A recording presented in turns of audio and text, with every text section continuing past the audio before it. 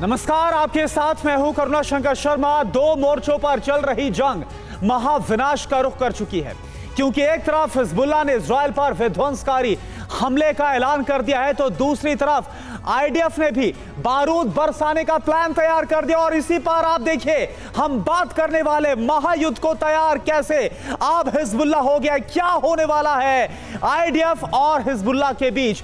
इधर दूसरी तरफ अगर बात करें रूस और यूक्रेन की, तो रूस यूक्रेन के शहर शहर बारूदी कहर बरप रहा है।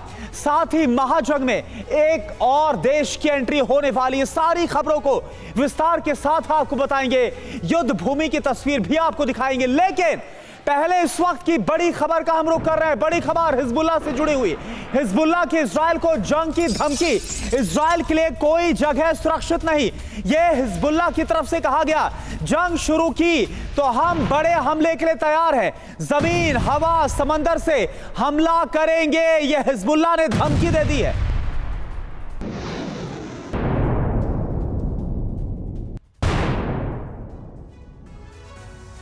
तो महायुद्ध को तैयार कैसे हो गया हिजबुल्लाह इजराइल के साथ?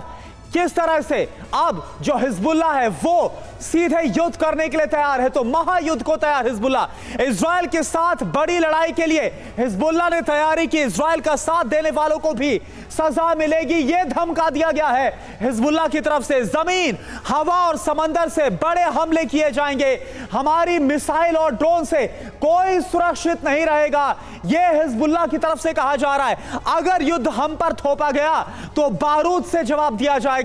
और क्या बोला जा रहा, हमें इजराइल के हथियारों की तैनाती की पूरी इंफॉर्मेशन, पूरी जानकारी है, यह हिजबुल्लाह की तरफ से धमकी दी गई है। ना सिर्फ इजराइल को, बल्कि जो भी इजराइल की मदद करेगा। अब आप देखिए, गाजा जंग के जिस विस्तार की आशंका थी वो सब कुछ सच साबित होने जा रहा है। इजराइल में लेबनान पर हमले के फैसले पर मुहर लग चुकी है। इजरायली सेना गाजा में ऑपरेशन के बीच अब एक नया युद्ध लड़ने के लिए तैयार है। इजराइल का यह मिशन हिजबुल्लाह के खिलाफ होगा। इन सब के बीच हिजबुल्लाह ने एक ड्रोन फुटेज को जारी करके इजराइल में बहुत बड़ा विध्वंस करने की धमकी दी है।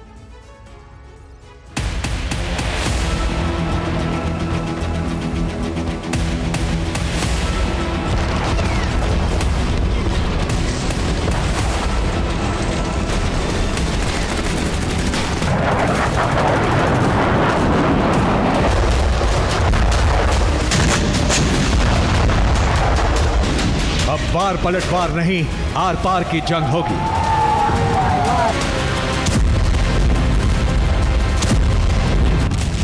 अब सिर्फ हिजबुल्लाह के ठिकाने नहीं, संपूर्ण लेबनान भस्म होगा।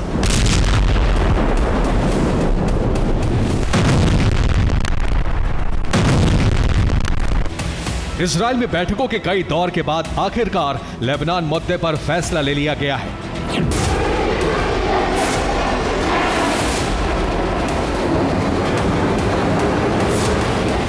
इजराइल ने जंग के नए मोर्चे पर युद्ध लड़ने का फैसला ले लिया है।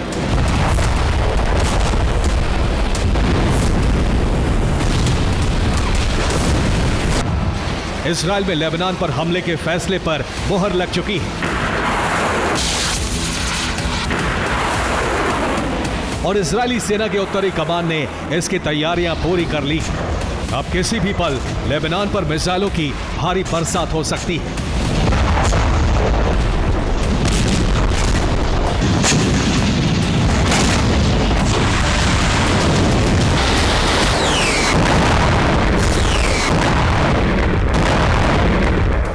तैयारी सिर्फ इजराइल की तरफ से नहीं, बल्कि दूसरी तरफ से भी हो रही है। इजराइल पर दो मोर्चों से प्रहार की तैयारी है।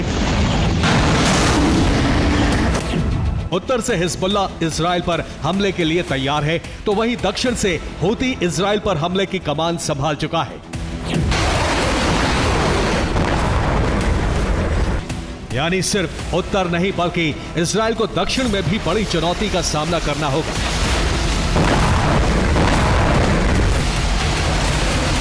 उम्मीद गाजा की तरह ही लेबनान पर भीषण हवाई हमले की है। इजरायली वायुसेना के फाइटर जेट्स ने हमले की तैयारी शुरू कर दी है। यानी दुनिया अब जंग के नए तूफान की चश्मदीद बनेगी, जिसमें सीधे तौर पर शामिल होने वाले किरदारों के बारे में समझ लीजिए।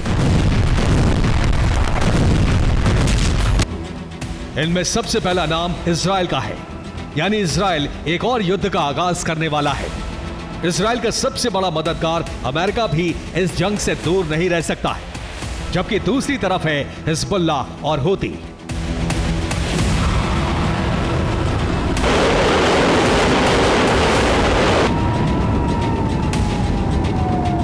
इजराइल भले ही लेबनान पर गाजा की तरह हमला करे और मिशन भी हमास की तरह हिजबुल्ला जैसे एक संगठन के खिलाफ हो, लेकिन ये युद्ध एक महायुद्ध की वजह बन सकता है।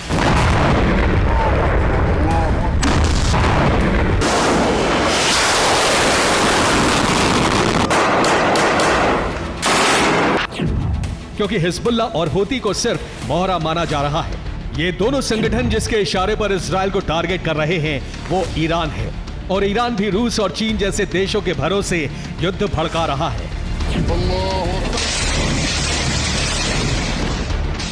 अब आप अंदाजा लगा सकते हैं कि लेबनान से युद्ध शुरू होते ही दुनिया में किस कदर एक बड़े वॉर का काउंटडाउन शुरू होने वाला है, जिसमें एक तरफ अमेरिका का गुट होगा तो दूसरी तरफ रूस और चीन का एंटी अमेरिका गुट।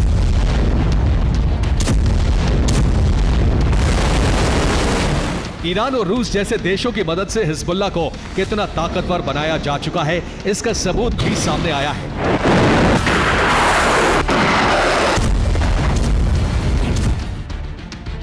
हिजबुल्ला के पास ऐसे आधुनिक सर्विलांस ड्रोन हैं जो एयर डिफेंस को चकमा देते हुए ठीक उसके ऊपर से उड़ान भरने में कामयाब हुए। यह इजराइल का हाइफा बंदरगाह है और इसके ऊपर उड़ रहा था हिजबुल्ला का सर्विलांस ड्रोन। बंदरगाह पर कितने जहाज तैनात हैं, सार मिसाइलों से लैस कितने युद्धपोत हैं, ये सब कुछ हिजबुल्ला के कमांडर्स ने ड्रोन के कैमरे से देखा और इसका प्रसारण करने वाली ताकत का प्रदर्शन भी किया। बंदरगाह की एक एक तस्वीर हिजबुल्ला के कमांड सेंटर तक पहुंची और अब इसे पूरी दुनिया सोशल मीडिया के जरिए देख रही है। हिजबुल्ला का ड्रोन समंदर के किनारे उड़ता रहा और उत्तरी इजराइल के अहम ठिकानों की लोकेशन को कैप्चर करता रहा। आशंका है कि इस रैकी के बाद हिजबुल्ला की मिसाइलें सटीक निशाने के साथ हमला कर सकती हैं। सबसे बड़ी बात है कि हिजबुल्ला ने इजराइल की इन तस्वीरों को लाइव टेलीकास्ट भी किया।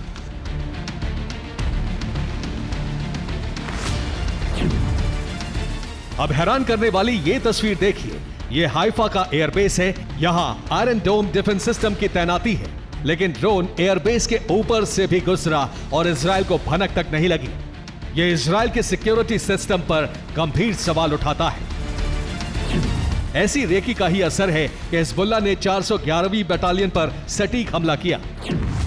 नेवे जिब इलाके में हिजबुल्ला ने आत्मघाती ड्रोन से हमला किया।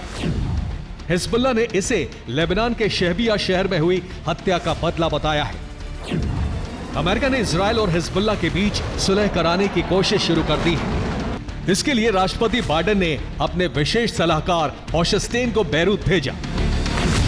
होशस्टेन ने कहा है कि अमेरिका लेबनान और इजराइल के बीच युद्ध नहीं चाहता है। हिजबुल्ला और इजराइल के विवाद को बातचीत से हल करना होगा।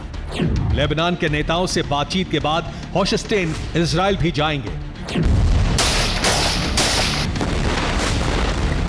और देखिए, हिजबुल्ला की तरफ से एक और बड़ी खबर यह है कि हिजबुल्ला की साइप्रस को भी धमकी सामने आ रही है। जंग में शामिल हुआ तो सजा देंगे, यह हिजबुल्ला चीफ नसरल्लाह की तरफ से कहा गया है। इजराइल के लिए एयरपोर्ट खोल रहा है साइप्रस, तो साइप्रस को भी धमका दिया गया है कि अगर साइप्रस ने किसी तरह से कोई मदद की तो अंजाम बुरा होगा।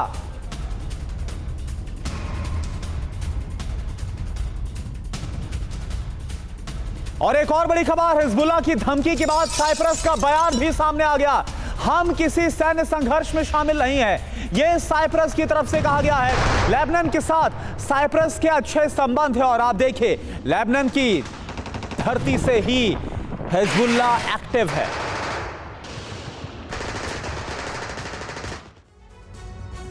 और वहीं राफा में ऑपरेशन तेज करने के बावजूद इजरायली सेना को बहुत बड़ी कामयाबी नहीं मिल पा रही। इसकी वजह है राफा में सुरंगों का जाल। दावा इस बात का हो रहा है कि राफा के 70% घरों के नीचे सुरंग है, इसलिए हमास के लड़ाके छिपने और गोरिल्ला प्रहार करने में कामयाब हो रहे हैं।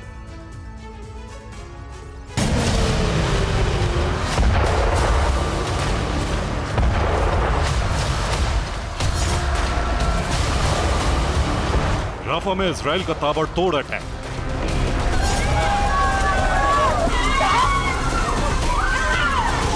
अपने सैनिकों की मौत का बदला लेने के लिए इजराइल ने हमास के संहार के मिशन को बहुत तेज कर दिया है।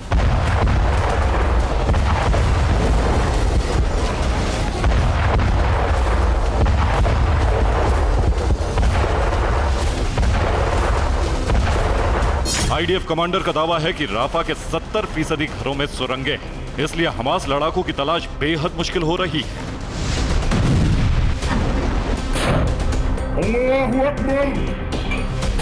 हमास के लड़ाके रिहायशी इलाकों में छिपे हैं और इजरायली ड्रोन से तलाशी अभियान चल रहा है। इजरायली सेना का दावा है कि राफा में चुन चुनकर हमास लड़ाकों को मारने का ऑपरेशन शुरू हो चुका है। इजरायली सैनिकों ने फिलिस्तीन प्रोडक्शन बैंक पर कब्जा कर लिया है। इजराइल इसे हमास का बैंक कहता है।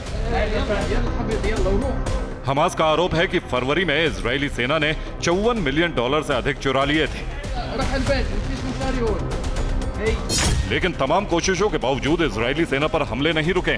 अल अक्सा शहीद ब्रिगेड ने एक बार फिर इजरायली सेना पर रॉकेट हमले किए।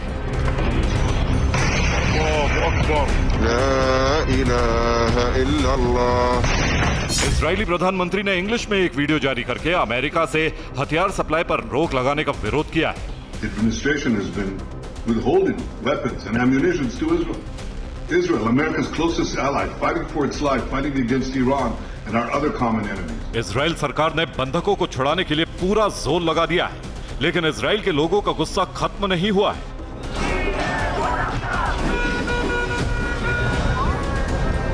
यरूशलेम में सरकार के खिलाफ प्रदर्शन हुआ। लोगों ने देश में चुनाव कराने की मांग की। Bureau report, TV9 Bharatvarsh.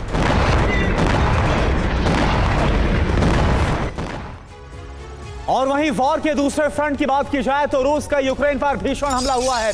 Energy infrastructure को निशाना बनाया गया। कीव, निप्रो और डोनेट्स्क में ड्रोन अटैक किया गया। रूस की यूक्रेन में ब्लैकआउट की रणनीति।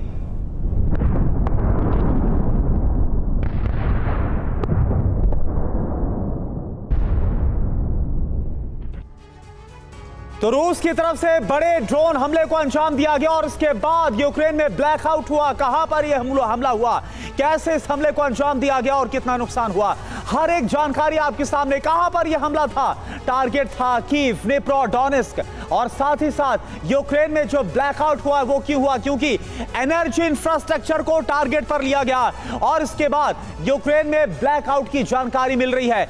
अब आप देखें हुआ क्या है। यूक्रेन में इस वक्त अंधेरा छा गया है, पानी बिजली का इससे और ज्यादा संकट होगा जो जानकारी सामने आ रही है। इसके अलावा लोग शहर छोड़कर जाने को मजबूर हो जाएंगे क्योंकि अब रूस का टारगेट है कीव और दूसरे बड़े शहर। लोग शहर छोड़कर जब जाएंगे तो उसके बाद ज़ेलेंस्की काफी कमजोर पड़ते हुए नजर आएंगे। इन सब के बीच रूसी राष्ट्रपति पुतिन का अगला टारगेट सिर्फ यूक्रेन की तबाही नहीं है बल्कि उसे टुकड़ों में बांटने का भी प्लान है और उसके लिए व्लादिमीर पुतिन ने जबरदस्त अटैक प्लान तैयार किया है जिसका आगाज तो यूक्रेन के हथियार रूट के खात्मे से होगा, लेकिन अंत होगा यूक्रेन के खंड खंड होने से। आखिर कैसे सब कुछ होगा आप देखिए इस रिपोर्ट में।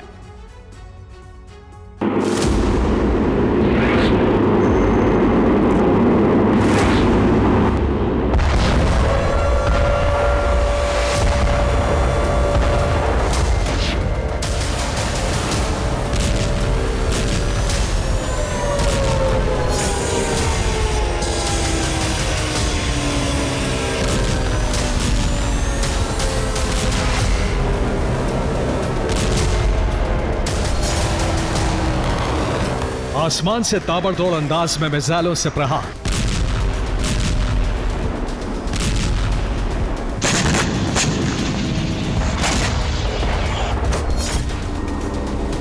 कहीं ड्रोन के जरिए विस्फोटक कोहराम,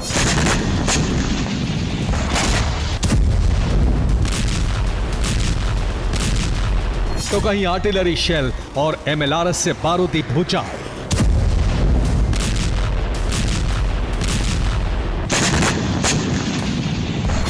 बीती रात रूसी धरती पर यूक्रेन ने नॉन स्टॉप हमले किए। पश्चिमी रूस के कई बड़े शहरों और प्रांतों पर ज़ेलेंस्की ब्रिगेड का बारूदी प्रकोप देखने को मिला।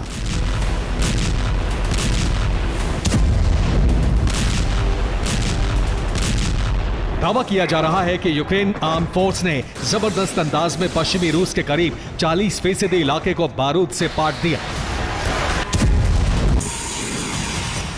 इतना ही नहीं, यूक्रेनी सेना ने रूसी कब्जों वाले इलाके में बम, गोला बारूद और मिसाइलों की प्रचंड बारिश की।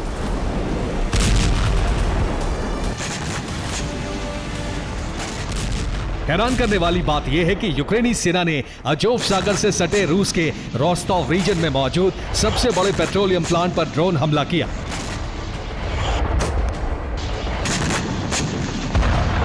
रोस्टोव के नोवोशाख्तिंस्क प्लांट पर यूक्रेन ने 20 से ज्यादा ड्रोन स्ट्राइक की।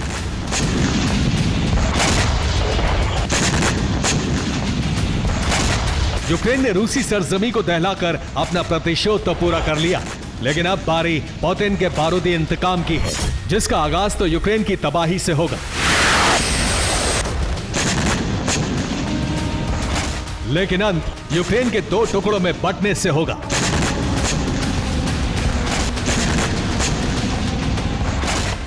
दरअसल रूसी सिक्योरिटी काउंसिल के डिप्टी चेयरमैन दिमित्री मेदवेदेव ने ऐलान किया है कि रूस का शांति प्रस्ताव यूक्रेन के लिए आखिरी मौका था, लेकिन ज़ेलेंस्की ने रूसी धरती पर हमला कर सारी सीमाएं तोड़ दी।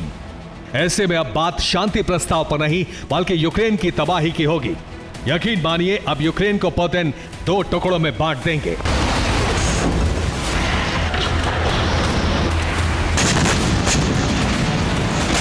चंद रोज पहले ही पुतिन ने रूस यूक्रेन जंग खत्म करने को लेकर एक सशर्त शांति प्रस्ताव रखा। इस प्रस्ताव में सबसे अहम बात यह थी कि यूक्रेन के जिन इलाकों पर रूसी सेना का कब्जा है, यूक्रेन उसे छोड़ दे, वहां से अपनी सेना हटा ले। मगर ज़ेलेंस्की ने पुतिन के शांति प्रस्ताव को न सिर्फ खारिज किया बल्कि इसके जवाब में रूसी धरती पर ताबड़तोड़ हमले कर दिए।